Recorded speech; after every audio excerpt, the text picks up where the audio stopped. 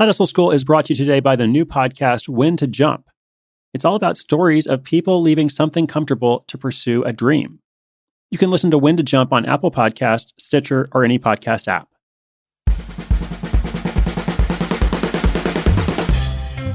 Hey there and welcome. You are listening to another episode of Side Hustle School.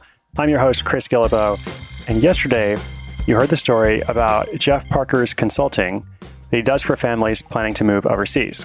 I mentioned a little bit of my own history, including when I lived on a ship that was mostly deployed to West Africa, places like Sierra Leone and Liberia. But twice a year, we would visit the Canary Islands. And the Canary Islands were pretty awesome because the aid work that we were doing in those African countries was really important and definitely worth giving up some things for. But that week we would spend in the Canaries was greatly looked forward to because that was our R&R time. We could also go to big supermarkets and stock up on supplies for the next 6 months, all kinds of things that weren't available in West Africa, or if they were, would be very expensive because they're imported. Well, all that to say, I didn't realize until I was drafting the notes for this week that today's story actually takes place in the Canary Islands. It's about a British software engineer who moves to a Spanish island, changes careers, writes a book, and becomes a tour guide. I'll tell you about that in just a moment. Side Hustle School is brought to you by the new podcast, When to Jump. Mike Lewis took a big risk. He left his day job in finance to play the pro squash tour. Ever since then, he's been obsessed with jumping, leaving something comfortable to take on the unknown. When to Jump is a new podcast that will inspire you with stories just like Mike's. If you're looking to make a change, no matter how big or small, let Mike show you how to get from point A to point B. Take the first step toward your own big jump by subscribing now. When to Jump is available on Apple Podcasts, Stitcher, or wherever you listen. And now our story.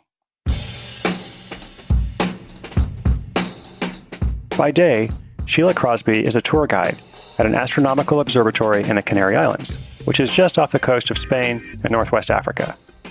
She shows people around the telescopes and explains how they work in a way they can understand. Sheila is originally from Britain, but has lived on the island for more than 25 years. And for much of that time, she worked as a software engineer for the same observatory. So between that experience and the tour guide life, she had a lot of detailed knowledge. Her hustle idea came about because Sheila enjoyed the guiding work and was good at it, but it didn't keep her very busy. She started looking for something flexible to combine with it. And as a foreigner, even one who's been there for 25 years, it's always a bit hard to find employment. So she decided if she could create a guidebook, the guide work she did would promote the guidebook and vice versa. And that's exactly what she did. Let's look at why she thought she could do that. In addition to her other skills and her multi-talented background, she was also a photographer. Not a professional one, but certainly proficient. And so notice these skills that we're combining as we lead up to what she did. She had the detailed knowledge of a place. She had expertise and experience in showing people around and explaining things, as well as the ability to write well and document the written work with photos. That guidebook I alluded to got off the ground in large part thanks to the local tourist department. They had just begun a campaign promoting stargazing tourism. Sheila went to ask for a grant, but they said she didn't fit the terms. It was kind of a don't call us, we'll call you situation. She thought that was the end of it, but then they did call. And they told her if she produced a book in Spanish as well as English, they'd buy enough copies to take most of the risk out of the first edition. So that was great. Meanwhile, every day, plane loads of European tourists were arriving in the Canaries, and many of them were going to see the observatory. And she described this initial tour guide as being for normal people, not Nobel Prize winners. That's actually the phrase she used in the copy for the site. That's actually the phrase she used in describing the book, which I thought was really smart because a lot of people are intimidated by subjects like astronomy or science in general. So right from the beginning, Sheila is saying with this project, hey, this is for the rest of us. You don't have to be a scientist. This is not going to make you feel dumb. It will actually be enjoyable. So you'll learn something here, but it won't be dry and boring. The guidebook really was a side hustle, and she continued her work as an actual guide. And just as she had hoped, the guidebook supported the guide work and vice versa. Now here's something that Sheila and I have in common. Sheila likes both the writing work and the guide work, and she wouldn't want to choose between them. In fact, she said, as much as I love writing, it's sedentary and solitary, and the tour guiding gets me out meeting people. But as much as I love the tour guiding, it's irregular work and not very creative. So together, they're just about right. So I related to that very much myself because, speaking of my story, that's how I feel about the writing I do, even recording this show for you. I'm a complete introvert and I have no problem being on my own the whole workday, just creating and kind of doing the things that come naturally to me. But I also like going on tour. For every one of my books, I've done a tour of at least 20 cities. The first book, I did 63 cities. And I actually really enjoy that. I love going out to meet readers. And later in the year, I'll be going out to do a really big side hustle tour as well. So hopefully we'll get a chance to meet. When I think about things like that, the tour or producing an event like World Domination Summit in Portland, I honestly wouldn't want to choose between these two different roles. Like I love the writing, I love recording the show, but I also love going out and doing the events. And so as Sheila found, often a side hustle can help to compensate for what you're missing in your work. And this is what's really key here. Most jobs are not designed around your personality. They're designed around your skills.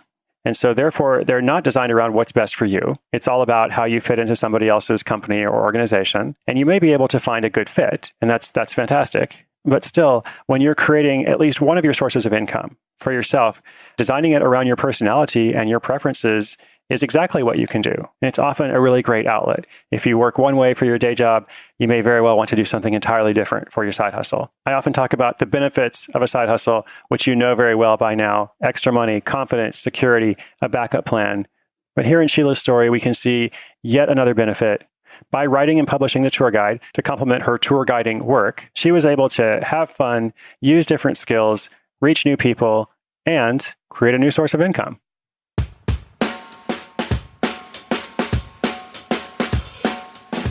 So as I mentioned, in Sheila's story, you can see a combination of different skills combining to create kind of a mashup that then results in a product.